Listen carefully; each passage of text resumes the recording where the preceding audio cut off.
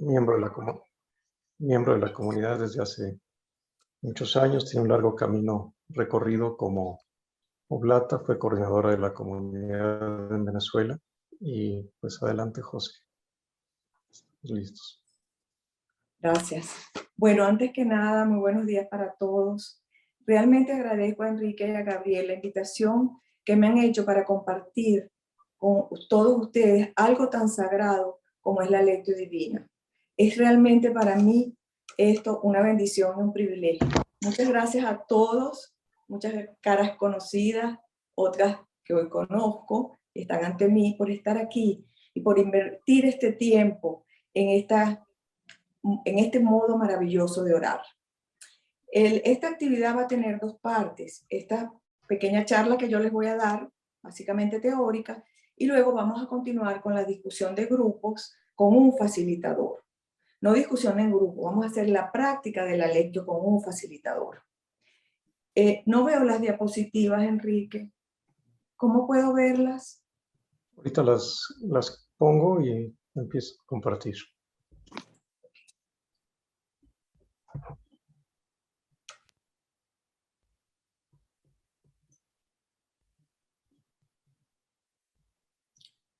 Bueno, vamos ahora a ver, yo quisiera que con esta charla pudiésemos contestarnos estas 4 preguntas.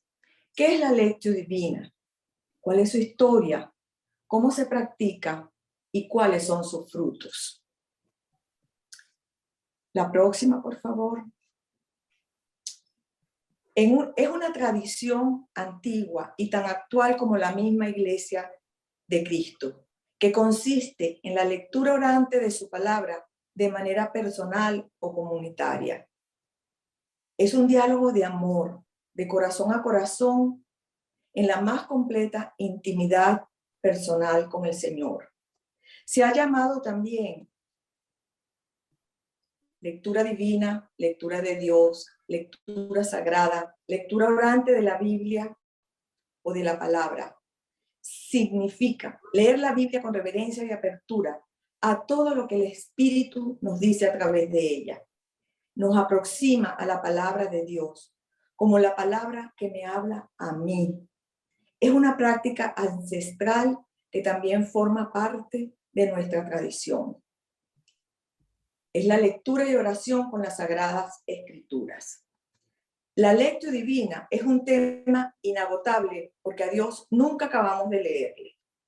Es una expresión que está en el tapete en estos momentos, tanto en los monasterios como en los ambientes cristianos. Pero realmente sabemos lo que significa. Se sospechan las riquezas que contiene, la resonancia espiritual profunda que nos puede despertar. Espero que de esta charla también surjan respuestas a estas preguntas. ¿Qué no es la Lectio Divina?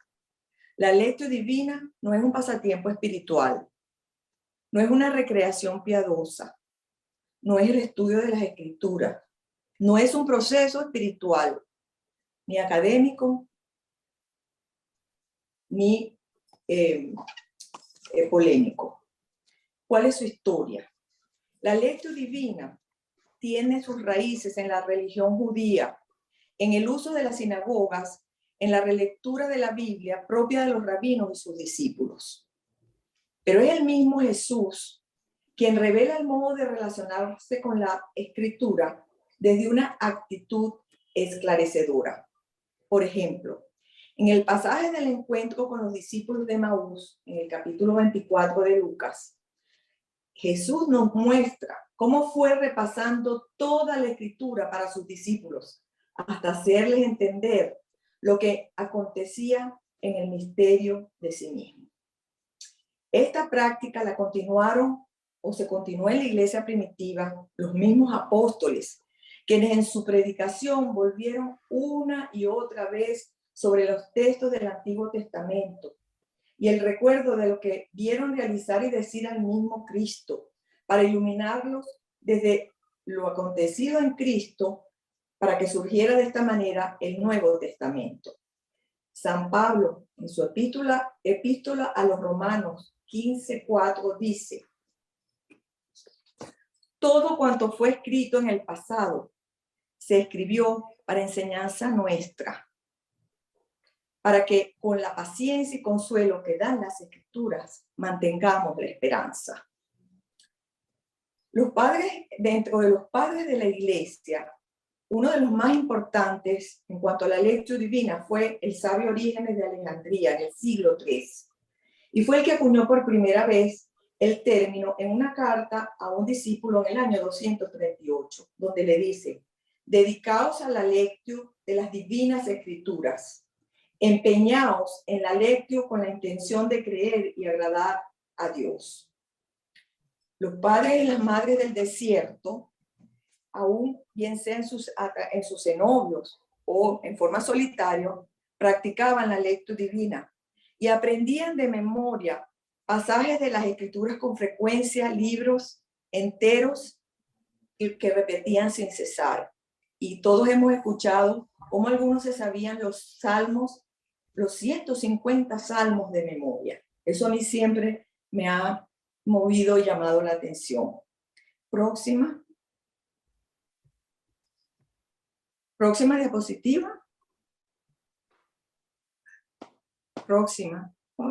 Bueno, entre ellos tenemos a Pacomio, Evagrio, Póntico, Orsiesio, Basilio, todos maestros del monasticismo recomendaban encarecidamente la lectura de las escrituras.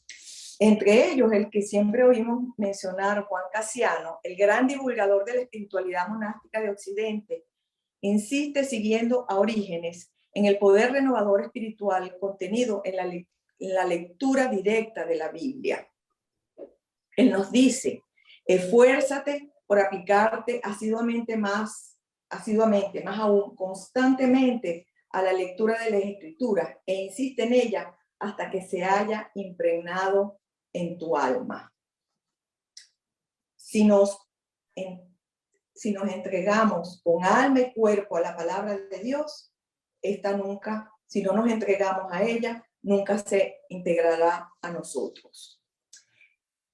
San Benito de Nursia, en su regla, hace hincapié en la lectura de las Sagradas Escrituras como ocupación principal de los monjes, sobre todo en el capítulo 48 de su regla. Su discípulo, Gregorio Magno, padre de la Iglesia también, inauguró la práctica de la rumatio o rumiar, que es la repetición orante de una palabra o frase.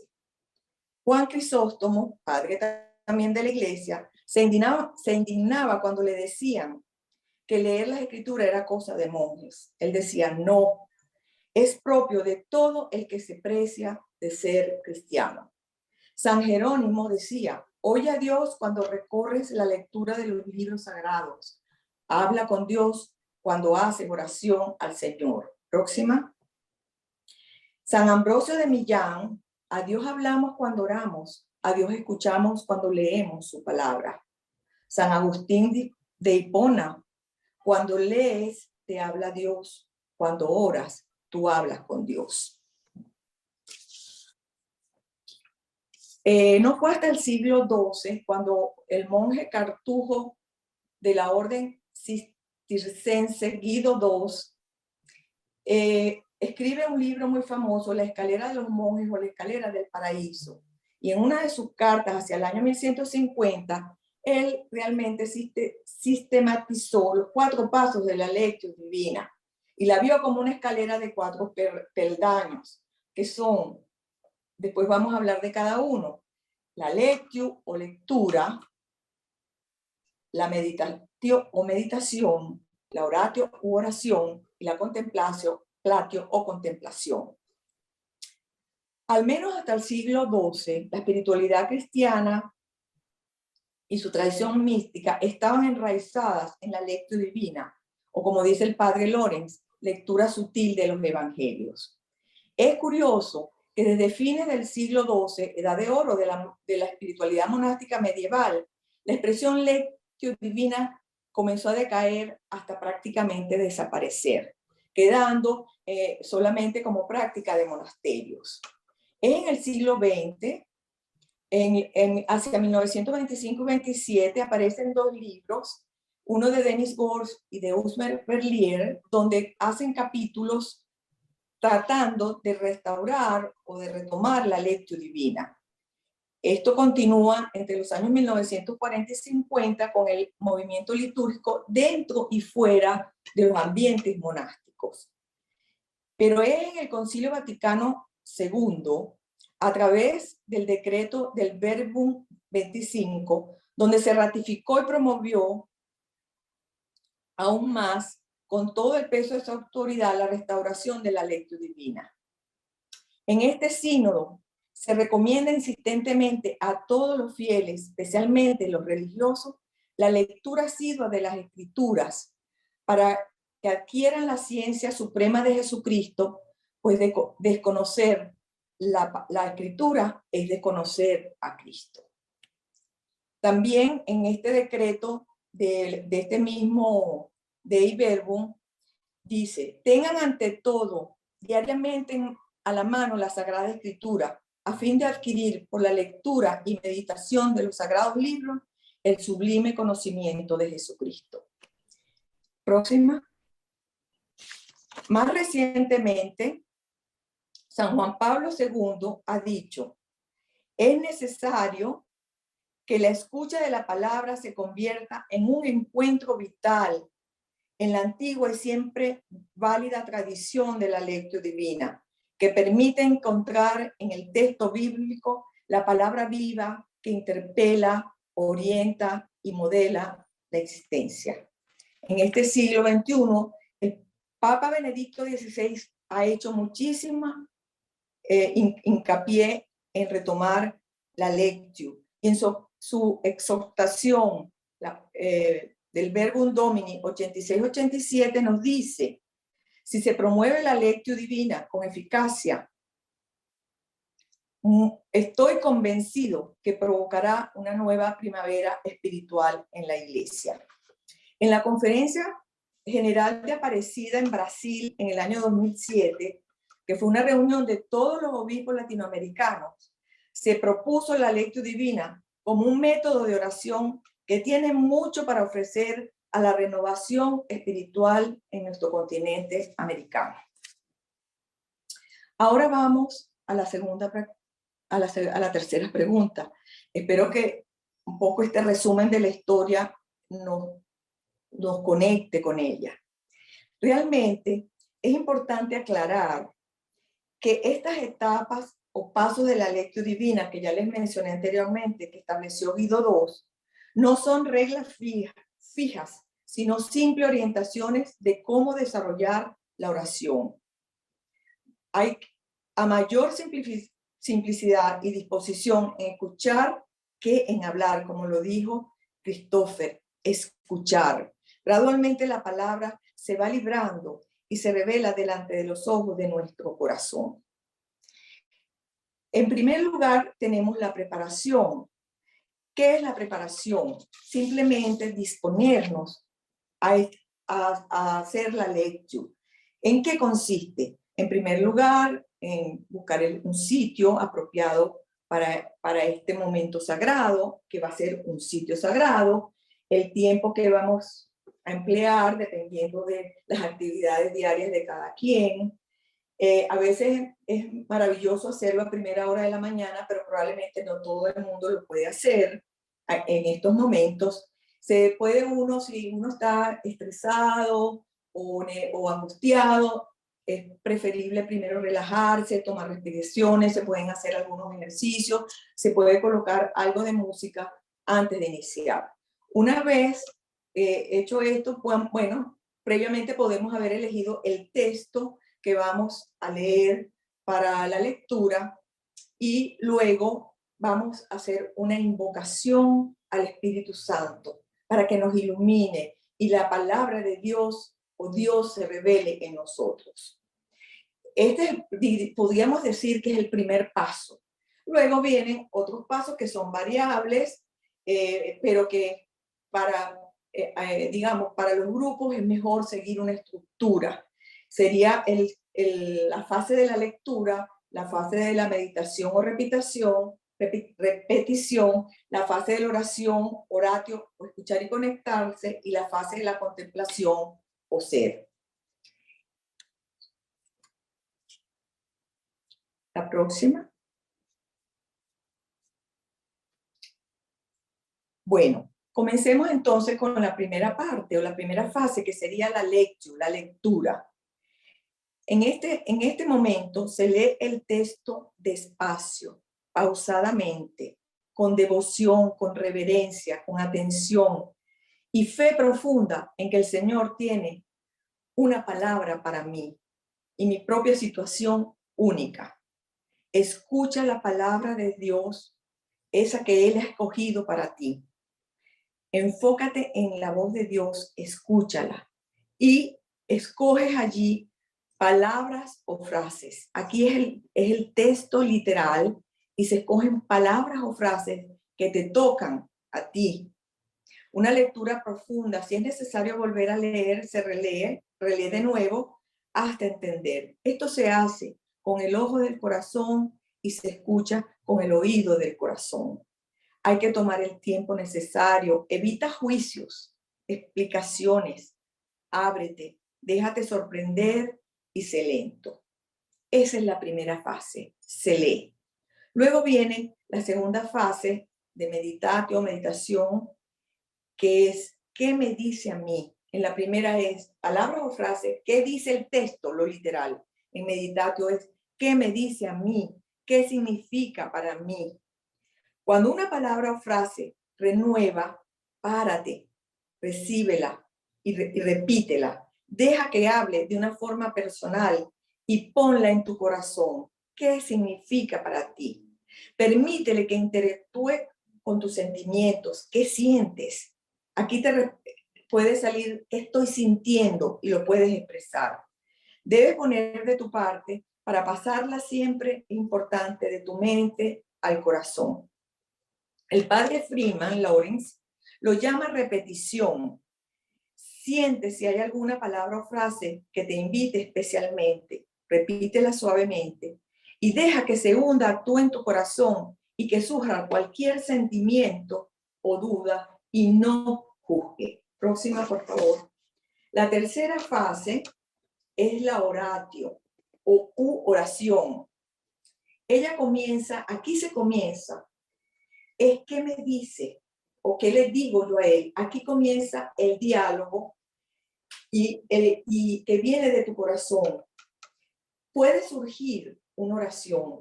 Aquí nos podemos preguntar, ¿a qué me invita esta lectura? ¿A qué me llama? ¿Qué surge de mí? ¿Qué le quiero decir a él? ¿Qué me dice a mí el Señor? Y se puede crear en estos momentos una oración intuitiva, espontánea, que sale de ti. Luego tenemos la última fase de la que yo les voy a conversar, que es la fase de la contemplación. Bueno, la anterior, el padre Freeman, la de la oración, la llama escuchar y conectarte. Es decir, escucha la palabra, cómo el Espíritu te va guiando e inspirando y permite en la anterior que la palabra te lea a ti. En la contemplación vas a reposar en su presencia, te quedas en silencio, vas a recibir su abrazo transformador en quietud sin palabras, contento y en paz. Alejas tus pensamientos y deja que Dios actúe en ti. La práctica regular de la lectura divina, en algunas ocasiones, puede suceder un encuentro entre mi historia y la historia de Dios. El padre Lawrence la llama ser y pasa del texto al silencio y a la quietud de la mente. San Juan de la Cruz dice: busque en la lectura y encontrará en meditación. Llama en oración y se abrirá en contemplación. Próxima. Siempre es bueno terminar la lectura con una oración final. Y yo les Les coloqué aquí la oración que recomienda el padre Freeman, o que está en su escrito acerca de la lectura divina. Señor, tu palabra está viva y activa. Tamiza los propósitos y pensamientos del corazón. Ve todo y perdona todo. Que tu palabra se haga carne en mí. Amén. Próxima. Ahora, ¿cuáles son los frutos realmente de la lectura divina? Bueno, los frutos son incontables. San Benito decía que nos conduce a la perfección. San Bernardo dice que nos infunde sabiduría.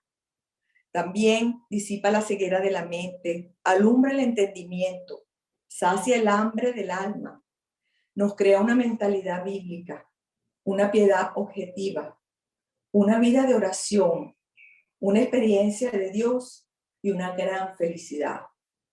Da paz, serenidad y consuela.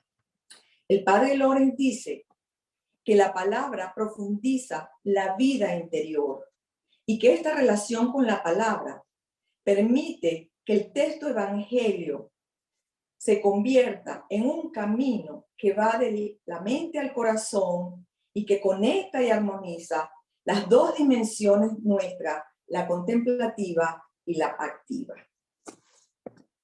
Otro de los frutos importantes que a mí me parece de la lectura divina es el mantenimiento de nuestra tradición en el tiempo.